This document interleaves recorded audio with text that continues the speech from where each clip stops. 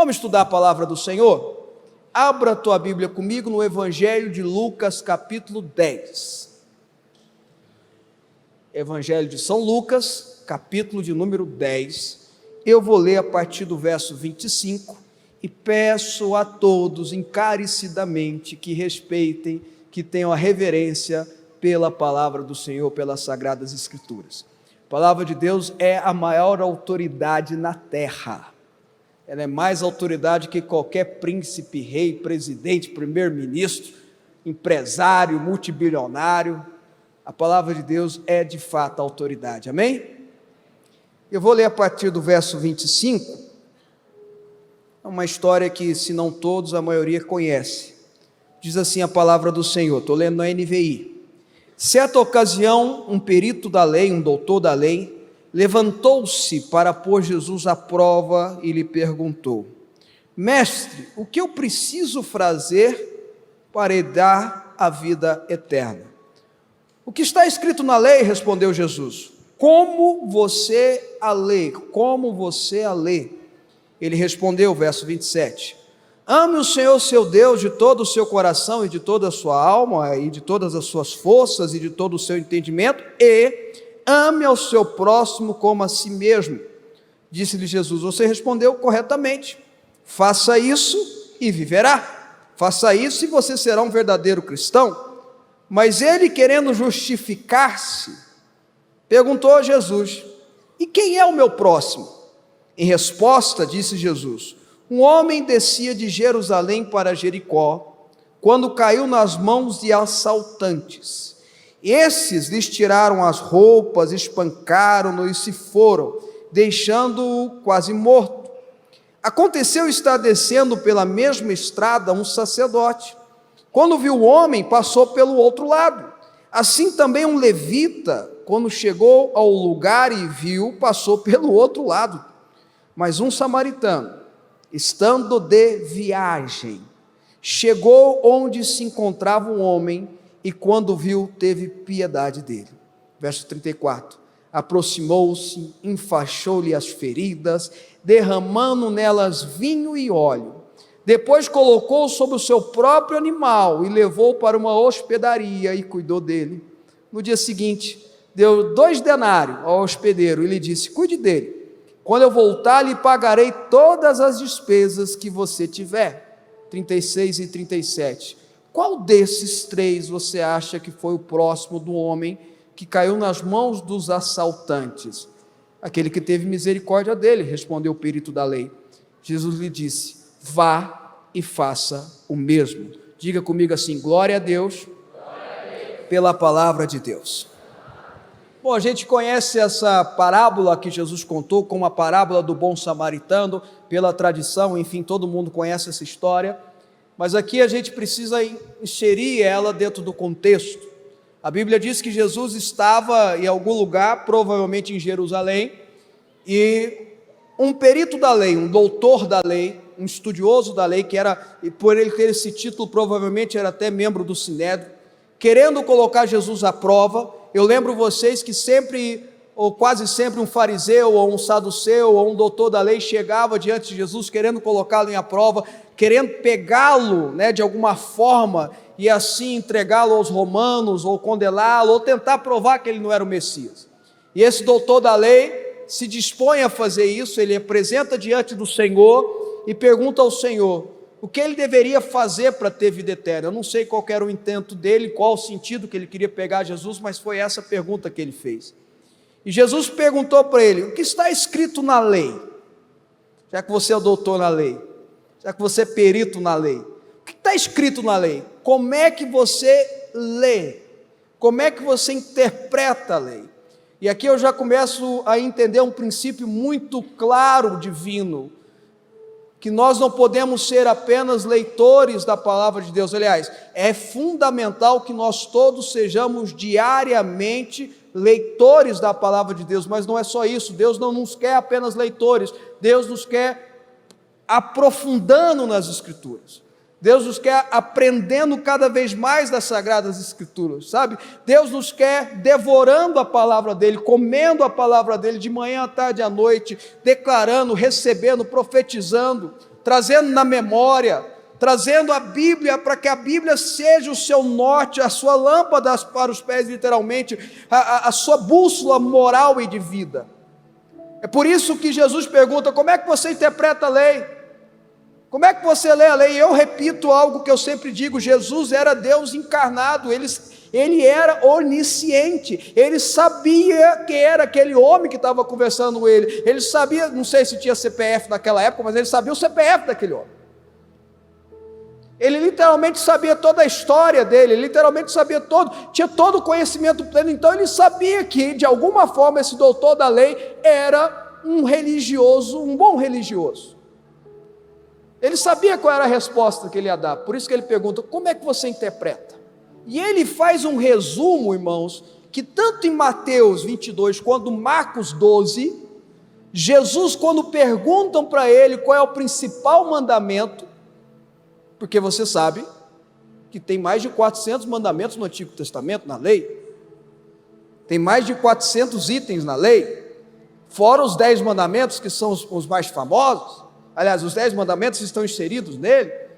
Quando perguntam para Jesus qual é o principal mandamento, tanto em Mateus 22 quanto em Marcos 12, Jesus responde o que o doutor da lei falou: amar a Deus acima de todas as coisas e amar o teu próximo como a ti mesmo. E Jesus colocou nessa ordem, irmãos, porque olha, deixa eu dar um fundamento para você aqui, porque verdadeiramente você só dará conta, ou você só dá conta de amar alguém de verdade, amar alguém como a ti mesmo, se você amar a Deus acima de todas as coisas. Se você não ama a Deus acima de todas as coisas, você não tem condição de amar alguém como a ti mesmo. O seu amor nunca vai ser um amor verdadeiro, genuíno, bíblico. O verdadeiro amor, o amor genuíno que existe, é aquele que se baseia em amar a Deus, em conhecer a Deus acima de todas as coisas, e se entregar a Deus acima de todas as coisas, e assim você consegue, por amar a Deus, se entregar ao teu próximo. Quem está me entendendo? Por isso que ele concorda com Jesus, e Jesus falou bem, certinho. Se você fazer isso, você vai ter vida eterna. Se você cumprir isso, você vai ter vida eterna. O doutor da lei que foi para pegar Jesus foi pegado. O doutor da lei que foi para colocar Jesus na parede foi colocado. E virou para Jesus, muito provavelmente porque a graça do Senhor começou a envolver ele, e a graça é irresistível, ela envolve. Começou a envolver ele, ele vira para Jesus: quem é o meu próximo? Toda vez que alguém me pergunta isso, eu dou a resposta que Jesus explica: o meu próximo é quem precisa de mim. Quando você pega e bate o bom samaritano, a parábola do bom samaritano no liquidificador, e se for para fazer um resumo, seria isso: o meu próximo é aquele que precisa de mim. Eu não dou conta de abraçar o mundo inteiro com os meus braços, eu não dou conta de ajudar todo mundo, eu gostaria, mas eu não dou conta. Então eu tenho que ajudar, eu tenho que estar à disposição daquele que precisa de mim. Quem está me entendendo, irmãos? E aí não é só meu familiar sim, lógico, é importante, mas é meu vizinho, é meu amigo, a pessoa que trabalha comigo, alguém que eu encontro na rua, alguém que eu visito. Vocês estão entendendo? Se ele precisa de mim, eu tenho que estar à disposição de ajudá-lo, ok. Mas eu quero entrar nessa história de uma forma diferente. Eu quero convidar você a ler o Bom Samaritano de outra forma. Porque, irmãos, entendam algo. A Bíblia tem um personagem principal. A Bíblia toda é sobre uma pessoa. O texto sagrado inteiro revela uma pessoa, revela um ser, revela o Deus Filho, revela Jesus. A Bíblia toda é sobre Jesus. As histórias, os textos sagrados do Antigo Testamento e do Novo Testamento, então, nem se fala. É sobre Jesus. E eu queria que você me acompanhasse na história do bom samaritano, porque o que Jesus estava fazendo, entre outras coisas, é revelando ao doutor da lei o seu plano de salvação. Jesus estava revelando ao doutor da lei, entre outras coisas, o seu plano de salvação. Quer ver? Bom, ele começa dizendo que um homem estava descendo, e esse homem, um judeu, de Jerusalém para Jericó, 38 quilômetros mais ou menos de caminhada, muito tempo para quem ia caminhar. E ele estava descendo numa terra que hoje é assim, mas hoje tem estrada, hoje tudo mais, mas naquela época não tinha nada disso. Ficavam os caminhantes, ficavam à mercê de bandidos, de assaltantes, de nômades, etc. e tal. Jesus conta que esse homem foi assaltado, e os assaltantes, além de espancarem ele, deixam ele desnudo e totalmente machucado. Não é isso que o pecado faz com a gente? Não é isso que o diabo faz com as pessoas que abrem a porta da sua vida através do pecado? A Bíblia diz que o diabo vem para matar, roubar e destruir. Deixou o rapaz quase morto, deixou o rapaz espancado, machucado, deixou o rapaz totalmente desnudo. Não é isso que o pecado faz com a gente? Arrebenta com a nossa alma, arrebenta com o nosso corpo, arrebenta com a nossa vida. A própria doença física, teologicamente falando, é fruto do pecado do homem, da queda do homem. Se o homem não tivesse caído, se o homem não tivesse pecado, e eu estou falando de Adão, desde Adão, se não tivesse isso, não existiria enfermidade, não existiria doença. O sofrimento é consequência do pecado. Eu sei que alguns aqui já devem ter ouvido perguntas como assim: se Deus é tão bom, ou se Deus existe, por que existe tanta maldade no mundo? Por que existe tanto sofrimento no mundo? A resposta bíblica é: porque a maldade e o sofrimento é consequência do pecado do homem. Não foi Deus, foi o homem, porque o mal é a ausência de Deus. O pecado é a ausência de Deus. Vocês estão entendendo ou não? Então esse homem foi todo espancado, foi quase deixado morto, desnudo, por quem representa bandido. O diabo veio para roubar, matar e destruir.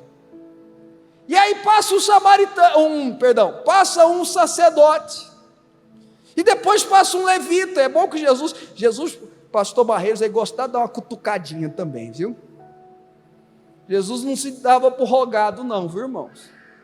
Ele era doutor da lei, não era? Então ele falou: sacerdote e levita. Os religiosos, a religiosidade. Ele fala da institucionalidade, sabe? Ele fala daquela falsa espiritualidade, da falsa religiosidade que tanto imperava os sacerdotes daquela época. Eram pessoas que sabiam dizer de cor sorteado a lei, mas não colocavam a própria lei em prática. Jesus fala isso para eles. Eles sabiam, eles decoravam as 400 leis e falavam numa boa, poderiam citar, e alguns com a certa oratória maravilhosa, mas não colocavam em prática, não viviam. Então Jesus usa eles como exemplo. Passa um sacerdote, dá uma olhada, vê o rapaz machucado, vai para o outro lado e vai embora. Passa o levita, que também aqui, quem era levita? A gente tem uma explicação um pouco equivocada sobre essa expressão levita. A gente acha que levita é o músico da igreja. Já viu isso? Os levitas do Senhor, sobe aqui os levitas. A gente acha que os levitas são os músicos. Não é só os músicos, é porque tinha entre os levitas quem era da tribo de Levi, tinha um grupo que era específico, em especial na época do templo de Salomão, que veio de Davi. Foi Davi que instituiu isso, mas no tempo de Salomão, que ficavam louvando ao Senhor 24 horas. Mas levita não é isso. Levita é todo aquele que era da tribo de Levi, que foi separado para servir na igreja. Então quando você fala de levita, não é só o músico, mas aquele que é porteiro, aquele que distribuiu a ceia, aquele que recebeu os irmãos, aquele que cumprimentou quem veio a primeira vez, aquele que dá o discipulado. Para a gente trazer para o nosso contexto, somos todos levitas. Levitas são aqueles que servem ao Senhor. Então passa alguém que estava consagrado, por ser da tribo de Levi a servir o Senhor, dá uma olhada e não coloca em prática a própria lei que ele dizia que acreditava. Ele passa de lado. Sabe, irmãos, esse texto que o doutor da lei citou e que Jesus cita também em Mateus e Marcos, ele nada mais é, quando Jesus fala amar a Deus e amar o teu próximo, nada mais é do que a repetição do que está escrito em Deuteronômio e Levítico. Porque em Deuteronômio, em Levítico, e Êxodo 20 fala amar a Deus acima de todas as coisas, é o primeiro mandamento, mas Deuteronômio e Levítico, a Bíblia fala que nós devemos amar o nosso próximo como a nós mesmos. Então, na história de Jesus, vocês estão comigo ou não? O sacerdote e o levita não cumpriram a lei. Não adianta nada você ser religioso de boca para fora. Eu amo estudar teologia, eu amo a Bíblia, eu amo estudar. Irmãos, teologia eu amo estudar teologia. Quem me conhece sabe que eu amo princípios, preceitos, teorias, teses. Eu fico dias estudando, horas estudando, mas vou fazer uma afirmação aqui clara: teologia sem espiritualidade ou com falsa espiritualidade é história e geografia. Não tem diferença nenhuma. O levita passou de lado, olhou, opa, vou chegar nesse homem machucado, não. O sacerdote passou, epa. Eles mesmos não colocavam a lei em prática, vocês estão entendendo? Mas passou um samaritano, e Jesus usa samaritano. Pastor Henrique, Jesus podia usar um judeu, podia até usar um galileu, podia usar um nazareno, não é? Jesus podia usar, veio um rapaz lá de Jerusalém, mas Jesus usa samaritano.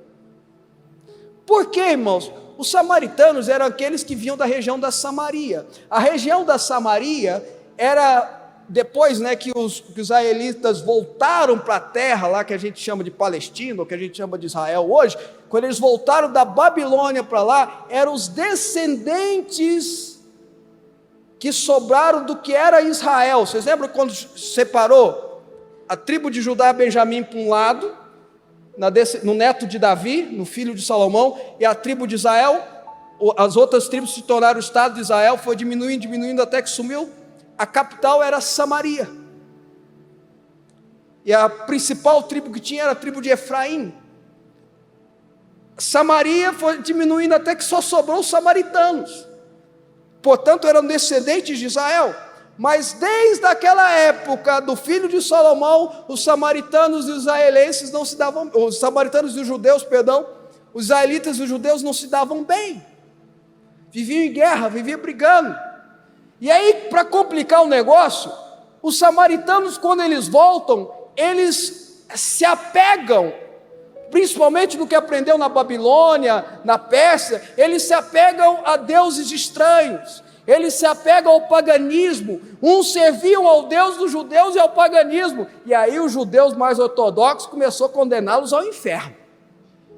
Não se dava, não tinha relacionamento. Na época de Jesus viviam brigando, mas para os romanos não fazia diferença, samaritano e judeu era tudo a mesma coisa, tudo para os romanos era gentinha. Eles não se davam. Lembra da história de Jesus sentado com a mulher samaritana no poço? E João fala, os judeus não se davam com os samaritanos, é por isso. Bom, Jesus usa samaritano, e usa a expressão que estava em viagem, andando no lugar que não era dele, alguém de fora andando no lugar que não era dele, que estava de passagem por aquela terra. Ele olha o rapaz machucado, a Bíblia diz que ele vem e cuida das feridas dele, com azeite e com vinho, enfaixa as feridas dele, e põe ele no animal dele, e leva ele a uma hospedaria. Veja aonde eu quero chegar. Aquele que estava em viagem, que não era deles, se dispõe a ajudar quem não se dava bem com ele, os judeus. Vai lá e derrama vinho, traz a alegria, o gozo e derrama o seu sangue que limpa. Unge com azeite, que além de remédio, de bálsamo, tem uma simbologia espiritual de trazer uma unção sobrenatural. Enfaixa aquilo que estava machucado, cuidando com zelo. E aí você pode interpretar para machucados naturais, físicos, mas você também pode levar para machucados espirituais, emocionais, e machucados que trouxeram, a vida trouxe no seu corpo, a sua alma. Mefibosete, o filho de Jonatas, coxo das duas pernas. Bom, você conhece toda a história. Deus honrou ele foi para Lodebar, e Davi, o rei, chama ele, põe ele na corte e tudo mais. Mas você já parou para pensar que aquele trauma, aquela tragédia que aconteceu, por que ele ficou com as duas pernas coxas? Porque a ama dele, a ama de leite dele, que era a pessoa que ele mais confiava, que criou ele, porque ele era da família real, então não era a mãe que criava, ele tinha mais proximidade com a ama dele do que com o próprio pai, com a própria mãe, deixou ele cair. E essa tragédia, alguém falou: mas bispo, para aí, eu tinha soldado vindo matar eles, ela saiu correndo. Tá, mas uma criança de 5 anos entende isso? Pelo contrário, ele cresceu pensando que a ama, que a pessoa que ele mais confiava, que deveria pela lei protegê-lo com o seu próprio corpo, com a sua própria vida, deixou ele cair, causando uma grande tragédia na vida dele, na qual essa tragédia, esse trauma acompanha a vida dele para o resto da vida, porque a Bíblia diz, ou melhor dizendo, a Bíblia não diz que Mefibosete foi curado. Aquele trauma, aquela tragédia, ele carregou com ele. Vocês estão entendendo comigo ou não, irmãos?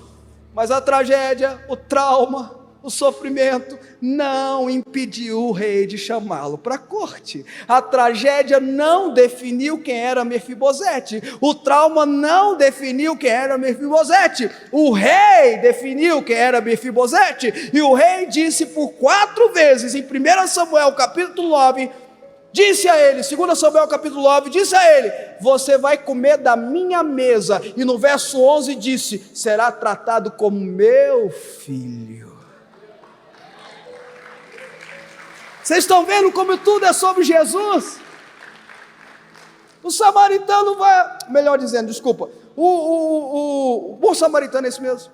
O bom samaritano vai lá e unge ele com óleo, unge ele com vinho, cuida das feridas, leva ele para a hospedaria, leva ele para a igreja. Hospedaria tem uma simbologia de igreja, conduz ele à igreja, onde lá na igreja ele vai ser cuidado, onde lá na igreja ele vai ser alimentado, onde lá na igreja ele vai ser fortalecido, onde lá na igreja ele vai fazer a campanha projetando um ano posterior, onde lá na igreja ele vai fazer a campanha do Estádio 300, onde na igreja ele vai fazer, se ele é jovem ele vai participar do culto de jovens, se ele é idoso ele vai participar.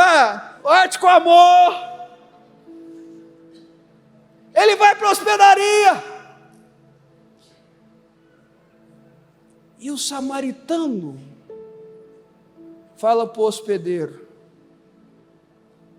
estou pagando. Está aqui 2 denários. Está pago. E se ele precisar de mais algo, você cobra de mim. Eu estou pagando. Eu estou pagando. Eu estou pagando. A conta foi paga. A conta foi paga. Não é você que paga a sua conta, não. Não é você que paga a conta dos seus pecados, dos seus erros. Não é você que paga a conta das suas feridas que a vida te trouxe. Não é você que paga a conta da sua condenação, não. Sabe por quê? Porque nenhuma condenação há para aqueles que estão em Cristo Jesus. Ele pagou o preço com o seu sangue. Ele pagou o preço na cruz do Calvário. Ele pagou o preço.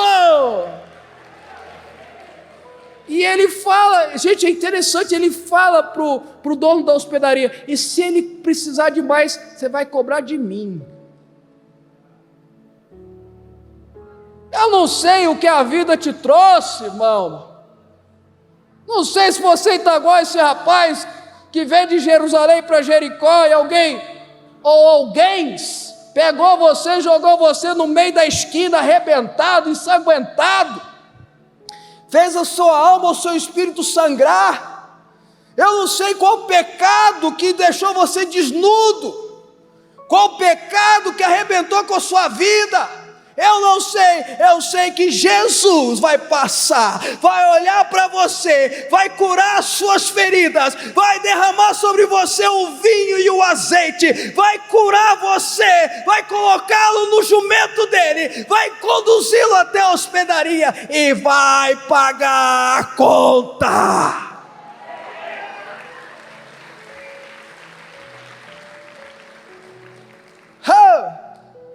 E aí, para terminar a mensagem, Jesus pergunta para o doutor da lei: e aí? Quem fez o certo? O doutor da lei falou do sacerdote, eu estou enrolado, né? Levita também. Uai, foi o samaritano. E Jesus fala: vai e faz o mesmo. Vai e imite a Jesus. Vai, imite a Ele. Isso é cristianismo, é imitar Jesus. Isso é cristianismo, é ser igual a Jesus. Você só é um cristão de verdade, irmão. Não é quando você vem e vir à igreja é importante, estar na hospedaria é importante. Não é só quando você carrega a Bíblia debaixo do braço, não. É quando você imita a Jesus. É quando você exala o bom perfume de Cristo. É quando as pessoas olham para você e veem Jesus. Quando alguém chega na sua loja e é atendido por você, ou na sua empresa e é atendido por você, quando alguém faz negócio com você, ele pensa ou imagina ou sente que está fazendo negócio com Jesus. Amém? Glória a Deus. Mas tu está sentindo a responsabilidade, meu querido? Amém, glória a Deus, mas tu está sentindo a responsabilidade? Eu não posso mais passar a perna em alguém, eu não posso mais querer tirar vantagem de alguém, eu não posso mais puxar o tapete de alguém, eu não posso querer subir na vida em cima de alguém, porque eu represento a Jesus. O amém foi até mais fraco agora. Eu não posso mais tratar a minha esposa de qualquer jeito. Esses dias para trás, um rapaz chegou para mim e falou assim: ô bispo, eu não estou aguentando mais não, minha mulher não me obedece. Está engraçado. Minha mulher não me obedece, e olha, a Bíblia diz que a mulher tem que ser submissa ao marido. É verdade. Como Cristo, como a igreja é submissa a Cristo. Eu falei: é verdade, tem que ser mesmo, está certinho, Paulo diz isso também.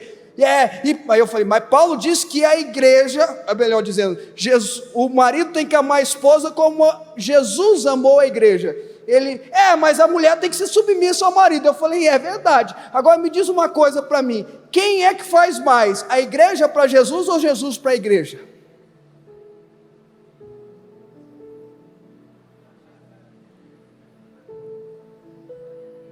Marido, vocês entenderam aí ou vocês querem que eu repita de novo? Quem é que faz mais? É a igreja? Bom, a gente ainda não chegou lá, mas a Bíblia diz que nós temos que se tornar a noiva perfeita para casar com o Senhor. Nós estamos nesse caminho. Mas quem faz mais? É Jesus pela igreja ou a igreja por Jesus? Só os maridos. Deus vai restaurar isso, sabe, irmãos? Deus vai restaurar homens que serão maridos, que vão tratar as suas esposas e suas famílias como Cristo trata a igreja e está pronto para se entregar por ela.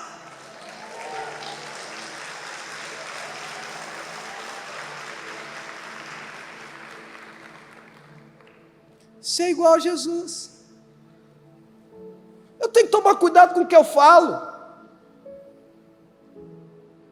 Eu tenho que ter. O que é ser cheio do Espírito Santo, né? O que é ser batizado do Espírito Santo? É dar trililique. Irmãos, eu amo os trililiques. Eu gosto dos trililiques. Eu sou pentecostal nisso, eu gosto. Gosto mesmo. Mas isso não quer dizer ser batizado do Espírito Santo. Ser batizado do Espírito Santo é o Espírito Santo viver através de você. É ter domínio próprio. É controlar a língua. É acabar com o ministério de comunicação. Quem fofoca é o diabo, irmãos. Jesus não fofoca, não.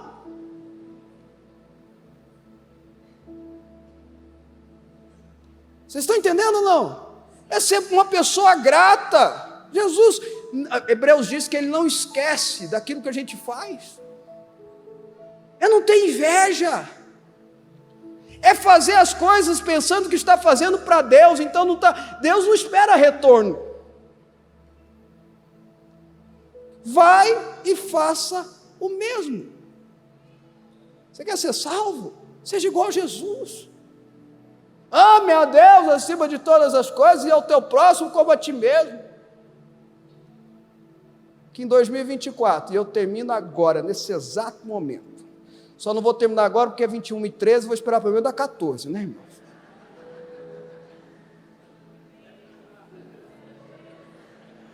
Calma, gente. Deixa eu dizer algo para vocês aqui, em nome de Jesus. Que em 2024, resolução importante de ano aqui, ó, seja o ano que você mais vai se parecer com Jesus. Sabe por que em Antioquia os irmãos foram chamados pela primeira vez de cristãos? Porque eles falavam igual a Jesus, que a barba era igual a Jesus, a roupa era igual Jesus vestia, o jeito de falar, os trejeitos era todo de Jesus, ao ponto deles dizer, olha, é os pequenos Jesus que estão chegando aí. Gente, Pedro, quando Pedro chegou no julgamento de Jesus lá na casa de Caifás, lembra que ele negou Jesus 3 vezes? A terceira vez, vocês lembram como é que foi? Viraram para Pedro e disseram assim, você fala igual ele. E Pedro, para enganar, errando, teve que falar palavrão. Está escrito isso na Bíblia.